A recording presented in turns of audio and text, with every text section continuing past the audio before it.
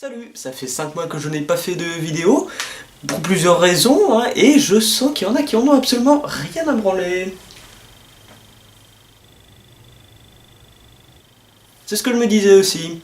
Mais bon, pour vous faire plaisir, je suis de retour sur YouTube. Waouh, super! Cette année, j'ai loupé beaucoup de choses dans l'actualité en 2016, que ça soit sur Donald Trump, que ça soit sur le Brexit, que ça soit sur les attentats de Nice, de Bruxelles, toutes les manifestations sur le gouvernement Valls, aussi Batman vs Superman. Mais je vais résoudre cette petite erreur pour vous, mesdames et messieurs, parce que je vais parler du gouvernement Valls. Vous savez, celui qui envoie les policiers pour aller casser la gueule à des manifestants opposés à la loi El Khomri. Et peut-être que dans une deuxième vidéo, si j'arrive à la faire bien sûr, je parlerai de la lutte antiterroriste qui est quand même bien douteuse par moment quoi. Mesdames et messieurs, nouvel épisode.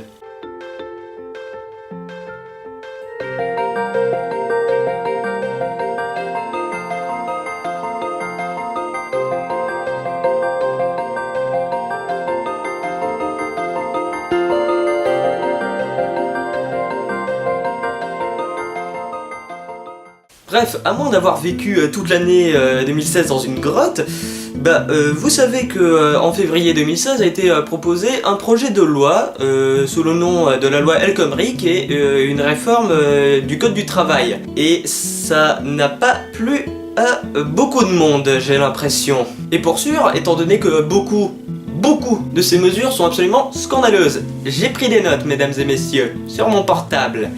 Alors premièrement, cette loi permet de licencier plus facilement des employés dans n'importe quel cas, hein, même en cas de licenciement injustifié, même en cas de transfert. Et par exemple aussi au cas où un des employés n'est pas du tout d'accord avec un changement dans son contrat. Au passage, je tiens à préciser qu'il n'y a plus de dommages et intérêts même en cas de licenciement injustifié. Ensuite, une mesure n'a besoin que de 30% des syndicats pour pouvoir être appliquée, donc on peut très bien ignorer les 70% restants qui ont voté contre cette mesure. Ce qui est vraiment antidémocratique au possible. Ensuite, beaucoup de congés et d'assurance maladie ne sont absolument plus pris en charge par la loi. C'est-à-dire que les congés maladie ne sont plus pris en charge par l'État, les congés sabbatiques ne sont plus pris en charge par l'État, et les assurances en cas de catastrophe naturelle non plus.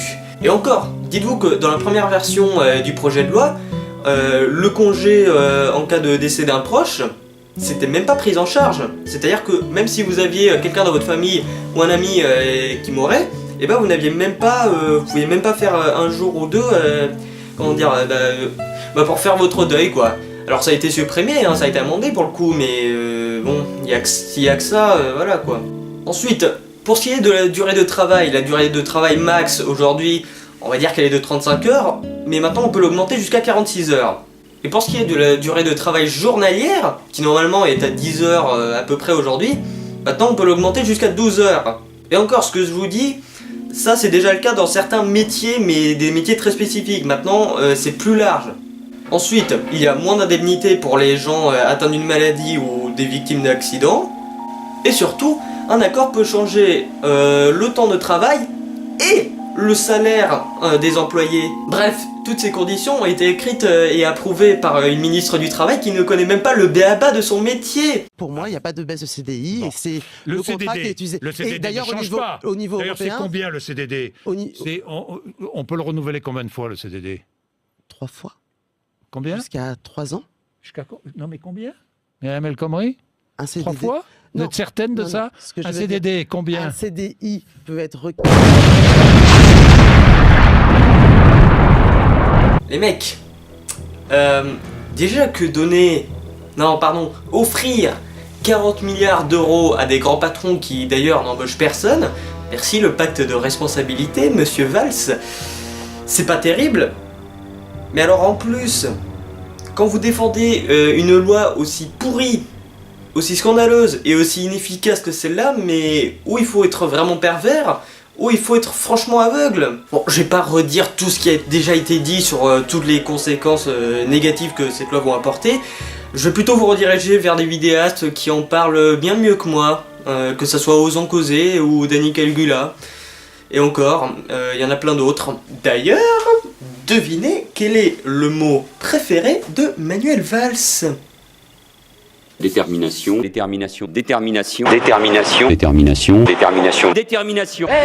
c'est pas mortel comme ça. Ça va, j'avais compris la première fois. Et donc après une loi si enthousiasmante, évidemment... Le hashtag On vaut mieux que ça a été créé par un collectif de blogueurs et de vidéastes dont deux dont je vous ai déjà parlé, Osons Parler et Danny Caligula. Ensuite, de nombreuses manifestations ont commencé à partir du 9 mars. Mais les plus importantes sont celles du 31 mars, du 9 avril et du 28 avril. Alors, elles se sont arrêtées en août, mais là, alors je vous parle, elles ont recommencé depuis le 15 septembre. Dans la foulée, Nuit debout a été créée aussi. S'il s'agit simplement d'un mouvement de contestation de la loi travail, eh bien, c'est très vite devenu un mouvement pour remettre en cause le système politique et économique d'aujourd'hui. D'autant qu'il n'y a pas de chef attitré à ce mouvement-là. Mais évidemment, le gouvernement il tient à nous faire avaler cette loi sous prétexte de démocratie et de détermination. Détermination, détermination, détermination. Donc s'ensuit une répression policière à coup de, vous l'avez deviné, de violence policière, bien sûr. Et autant je ne parle pas des policiers qui se défendent contre les casseurs, ce qui est normal. Là, je parle carrément de policiers qui tabassent des manifestants au pif, ou même pas des manifestants, des passants juste dans la rue, quoi. Comme cette femme à Toulouse qui se fait tirer par les cheveux et matraquer. Oh, pas par les cheveux, oh Oh, oh, le petit coup de pied. Ou des médecins aussi, qui sont matraqués à Paris.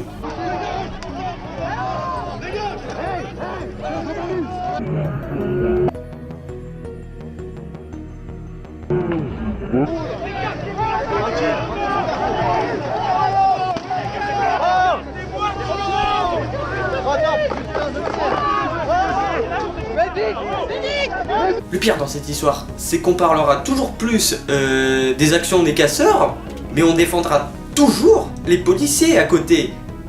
Je veux dire, Manuel Valls, quand il parle des policiers, il parle d'exemple, il parle de sang-froid, mais c'est absurde quoi. Bref, les manifs ne s'arrêtent pas pour Manuel Valls, et donc là, il cherche quelque chose pour les faire arrêter, pour les dissiper. Et là, l'hôpital Necker. Mais oui, vous savez, en juin 2016, quand les casseurs ont saccagé l'hôpital Necker, un hôpital pour enfants. Mais c'est parfait ça, pour créer un amalgame entre les manifestants et les casseurs. C'est parfait, c'est le Saint Graal même que cherche le gouvernement pour interdire les manifestations. Le problème, c'est que tous les manifestants n'ont pas envie de casser la gueule à des flics. Donc là, le Saint Graal, il est un peu loin là maintenant. Surtout que beaucoup de vidéos qui ont été tournées le jour même près de l'hôpital Necker montrent qu'en fait les casseurs étaient déjà trop occupés à se battre avec la police qui était en charge de protéger l'hôpital. Et à part pour celui qui a cassé les 6 vitres, en fait c'était pas leur but d'aller saccager l'hôpital Necker. Même si je soutiens toujours que les casseurs sont des connards. C'est pas une excuse non plus, mais c'est pas la vérité de dire qu'ils avaient pour but de saccager l'hôpital Necker. Contrairement à ce que disent les médias généralistes. Pour un gouvernement quand même qui prétend défendre la démocratie étant quand même démos le peuple, Kratos le pouvoir, bah il y a un abus quand même un peu gros du 49.3 quoi. Donc quand t'empêches le peuple de parler et que tu prétends défendre la démocratie, bah il y a un peu comme de l'hypocrisie dans l'air bizarrement. Et l'une des pires diversions pour qu'on n'en parle plus des manifs, même en juin, parce qu'en juin on en a à peine parlé, on les a déjà oubliés, bah c'était l'Euro 2016, l'Euro de foot. Bah oui, la Coupe d'Euro quoi. Vous vous souvenez quand la France est passée en finale? Et oui, parce qu'il fallait faire tout un battage médiatique sur le fait que la France allait peut-être gagner la Coupe d'Euro cette année. Bah oui, enfin, fallait bien les encourager les pauvres.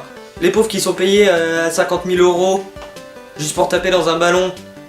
Donc, le gouvernement Hollande et Valls font absolument tout pour ne pas écouter leurs manifestants. Ils font tout pour les faire taire, à coup de violence policière, à coup de diversion avec le foot, plus l'instrumentalisation des casseurs, et plus aussi l'instrumentalisation du terrorisme. Je veux dire, même les policiers en ont marre des conditions de travail dégueulasses dans lesquelles ils sont, quoi. C'est-à-dire qu'on les stresse à la fois avec les manifestations, et en plus avec le terrorisme, ce qui est absurde, quoi. Si on y réfléchit bien, c'est surtout la faute du gouvernement en fait. On pourra toujours débattre de lesquels sont pires entre les casseurs et les policiers. Si le gouvernement avait décidé de retirer le projet de loi dès le début, s'ils n'avaient pas décidé de le passer au 49.3, de le passer en force malgré toutes les manifestations quand même à côté, s'ils n'avaient pas décidé d'envoyer la police pour aller casser la gueule à des manifestants, et bah ils n'auraient pas eu de manifestation juste avant, et surtout ils n'auraient pas eu à envoyer la police et donc à provoquer des casseurs. Ouais mais le terrorisme c'est plus important. La France est en guerre, je te rappelle. Ça c'est ce qu'ils disent pour dire que la France fait quelque chose de démocratique, de légitime dans sa lutte. La preuve, ils nous ont même mis en état d'urgence. C'est pas beau ça ?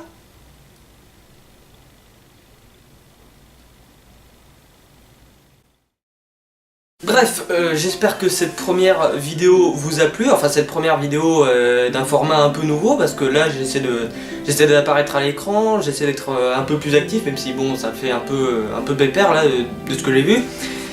Donc voilà, j'espère que ça vous plaît. Si ça vous plaît, vous pouvez partager, vous pouvez mettre un like, vous pouvez vous abonner à la chaîne, vous pouvez partager un peu partout, ou ne rien faire aussi. Je vais essayer de réaliser la deuxième partie de la vidéo, j'espère au plus tôt le mois prochain, si j'arrive, parce que là j'ai tout ce qui est, enfin là je suis en terminale, donc là on bachote pour le bac, on bachote pour un peu tout en fait, et surtout j'ai beaucoup de boulot entre temps. Donc je précise, c'est la première fois que je fais une vidéo plus travaillée, en tout cas que plus travaillée dans le sens où j'apparais vraiment à l'écran, et où j'essaie d'avoir un message un poil plus important, enfin un peu plus détaillé quoi. Bon après je pense pas que ça soit extra, mais bon après vous me dites ce que vous en pensez dans les commentaires, et vous me dites les petites erreurs, voire les grosses erreurs à rattraper, j'essaierai d'y bosser dessus. Donc jusque là, si vous voulez débattre, débattez, si vous voulez rien faire, ne faites rien, et à la prochaine, ciao.